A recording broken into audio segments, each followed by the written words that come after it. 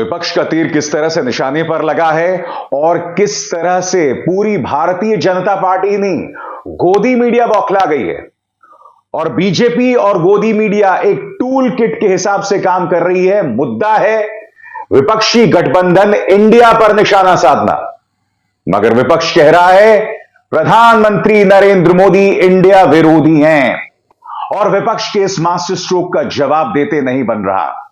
मैं आपको आज बतलाने वाला हूं दोस्तों कि किस तरह से प्रधानमंत्री कार्यालय ने लॉन्च कर दिया है एक टूल किट और इस टूल किट में शामिल है गोदी मीडिया और भारतीय जनता पार्टी के तमाम मुख्यमंत्री और मंत्री एक एक करके आपके स्क्रीन पर।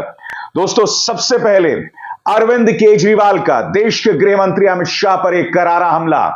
अरविंद केजरीवाल कह रहे हैं लगता है तीर सही निशाने पर लगा है और मैं आपको बतलाता हूं कि आखिर अमित शाह के बारे में अरविंद केजरीवाल ऐसा क्यों कह रहे हैं, क्योंकि एक अरसे बाद अरविंद केजरीवाल के उग्र तेवर दिखाई दे रहे हैं। क्योंकि देश के गृह मंत्री अमित शाह ने यह ट्वीट किया था जो आपके स्क्रीन पर है। अमित शाह ने कहा था कि विपक्ष चाहता है कि जो उसका काला अतीत है उससे वह हाथ धो ले और विपक्ष गठबंधन को लगता है कि सिर्फ अपना नाम बदलने से वो अपना काला अतीत बदल सकती है। सिर्फ अपना नाम इंडिया रख लेने से जनता की याददाश्त बदल नहीं जाएगी। इस देश के लोग समझदार हैं और वो आपके प्रोपेगेंडा को देख सकते हैं। और इसी के जवाब में अरविंद केजरीवाल कहते हैं लगता है तीर निशाने पर लगा है, तकलीफ बहुत हो रही है। बात यहां नहीं रुकती दोस्तों। उत्तर प्रदेश के मुख्यमंत्री आदित्यनाथ ने क्या कहा है मैं आपको बतलाता हूं और इसका पलटवार कांग्रेस किस तरह से कर रही है। आदित्यनाथ कह रहे हैं कि सिर्फ अपना नाम बदलने से आपका खेल नहीं बदल जाता, it is India versus India. इसका जवाब पवन खेरा देते हैं, एक थे श्री अजय सिंह बिष्ट, फिर वो योगी आदित्यनाथ कहलाने लगे। मैं आपको याद दिलाना चाहूंगा कि मुख्यमंत्री आदित्यनाथ का असली नाम अजय सिंह बिष्ट है और इसी को लेकर तंज कसा जा रहा है कांग्रेस की तरफ से। मगर मैंने आपको बताया ना, एक बाकायदा टूल किट काम कर रहा है। तमाम मुख्यमंत्रियों को फरमान जारी कर दिया गया है कि इंडिया पर बोलो।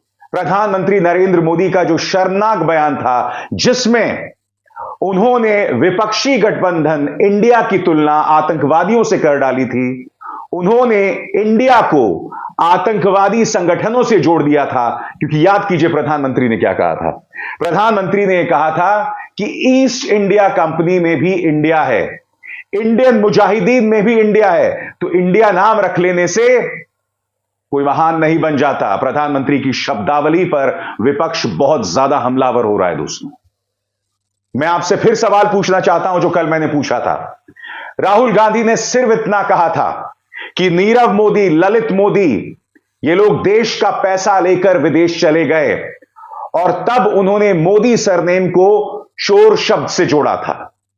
इस मुद्दे को लेकर उन्हें 2 साल की सजा सुना दी गई, उनकी सांसदी चली गई। मगर यहां प्रधानमंत्री तो इंडिया की तौहीन कर रहे हैं।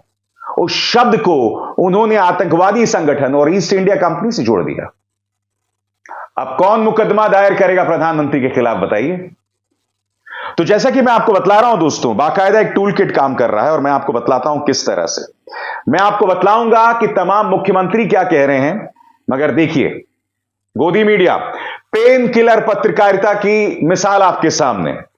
इंडिया नाम और काम गड़बड़। आगे देखिए, इंडिया तो मुजाहिदीन में भी है, खुलेआम एक चैनल ये कह रहा है दोस्तों।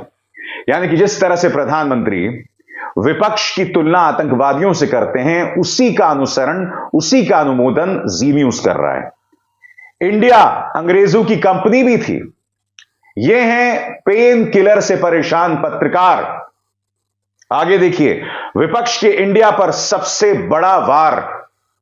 कोई प्रधानमंत्री से एक सरल सा सवाल नहीं पूछ रहा कि प्रधानमंत्री ये बतलाने का कष्ट करें कि इंडिया को आतंकवादी संगठन से क्यों जोड़ा।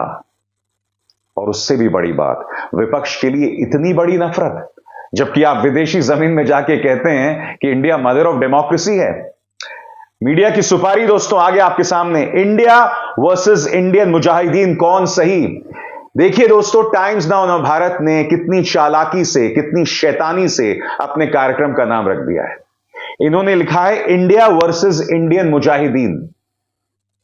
यहां तुलना की जा रही है दोस्तों, विपक्षी गठबंधन की तुलना की जा रही है आतंकवादी संगठन से। मैं फिर कह रहा हूं आपसे, फिर पूछ रहा हूं, यह सुपारी नहीं तो आखिर क्या है? आगे देखिए, राहुल ममता का इंडिया मोदी ने धो दिया, नरेंद्र मोदी का पलटवार गेम चेंजर या बैकफायर।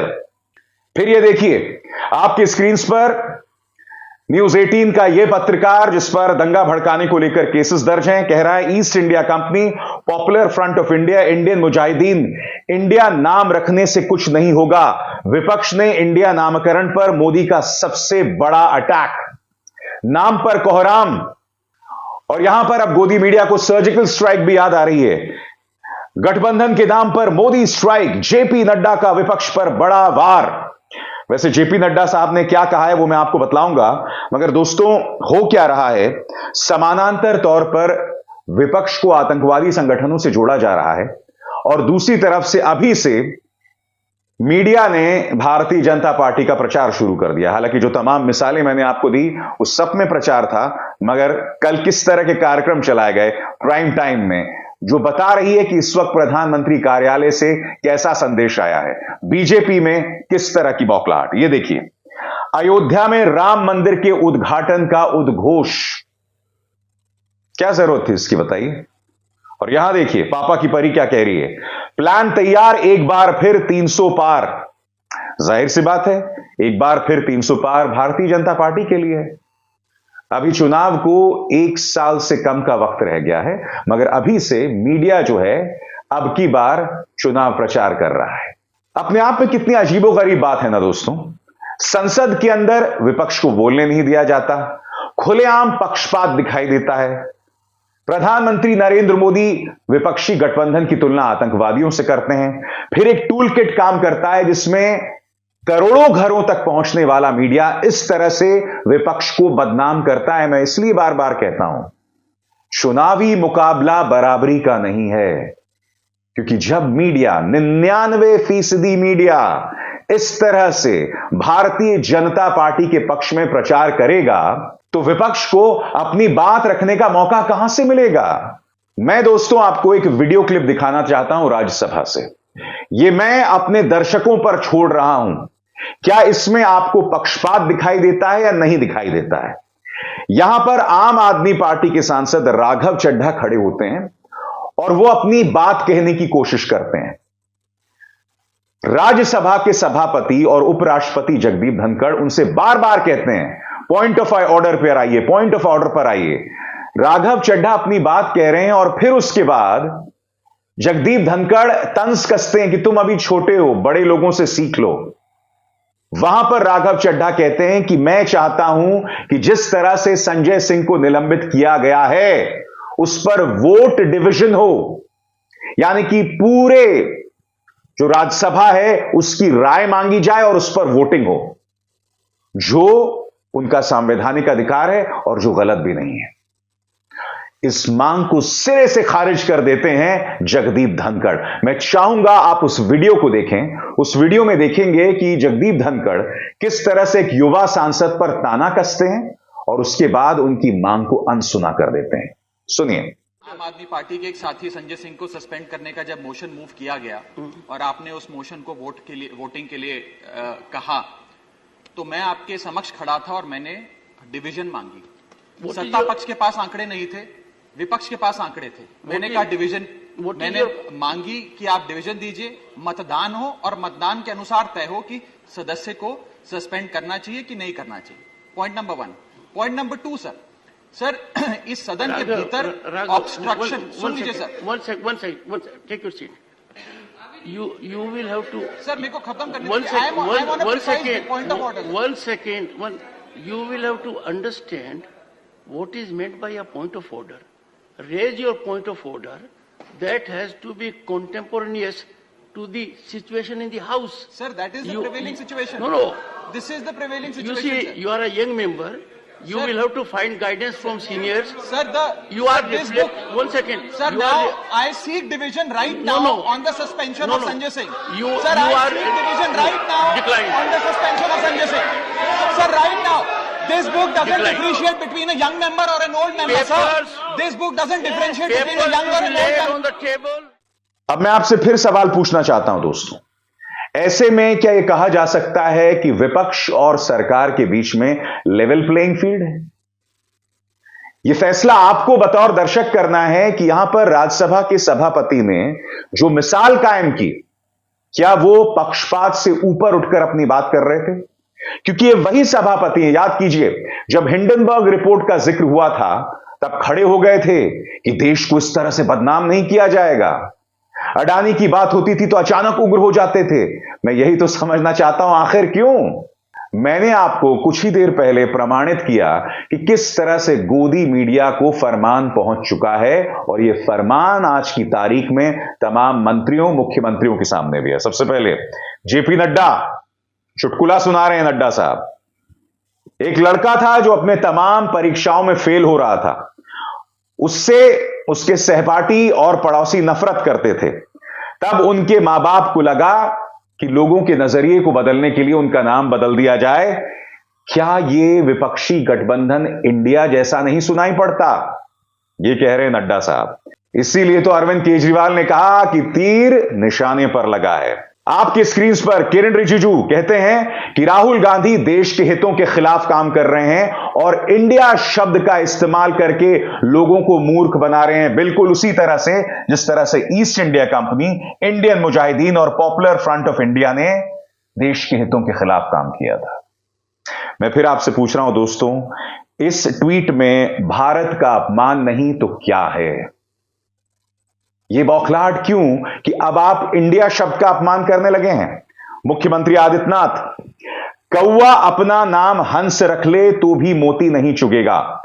अमावस्या की काली रात को पूर्णिमा का नाम देने से वो शीतल और प्रकाशवान नहीं हो जाएगी। नाम बदलने से इनका मूल स्वभाव नहीं बदल जाएगा। ऐसे ही इंडिया का नाम लगा लेने से आत्मा और संस्कार में रची बसी विभाजनकारी सोच और भारत विरोधी दृष्टि समाप्त नहीं हो जाएगी। याद कीजिएगा पवन खेरा ने कुछ देर पहले क्या कहा कि अजय सिंह बिष्ट को योगी आदित्यनाथ बदलने से तस्वीर नहीं बदल जाती। मामा जी, मध्य प्रदेश के मुख्यमंत्री शिवराज सिंह चौहान क्या कह रहे हैं आपकी स्क्रीन पर? बबूल ने अपना नाम गुलाब रखा है। इंडिया वाले बाबा से पूछना था कि क्या अब गुलाब से खुशबू आएगी? पलटवार कर रही हैं प्रियंका चतुर्वेदी। बौखलाहट, तिलमिलाहट जो छिपाए ना छिपे। प्रधानमंत्री जी, विपक्ष को जितना कोसना है कोसो, पर इंडिया का नाम और तुलना आतंक से न करो। जाकी रही भावना जैसी, प्रभु मूरत देखी तिन जैसी। एक जमाना होता था दोस्तों जब विपक्ष और सत्ता पक्ष में सिर्फ मतभेद हुआ करता था। पिछले 9 सालों में जिस तरह की राजनीति भारतीय जनता पार्टी ने किया है, वो मतभेद मनभेद में बदल गया है।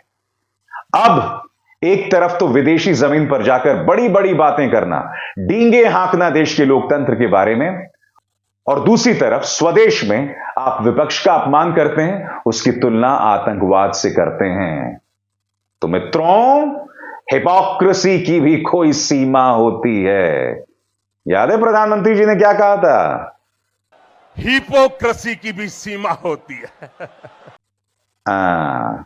हिपोक्रेसी की भी कोई सीमा होती है। अभिसार शर्मा को दीजिए इजाजत। नमस्कार।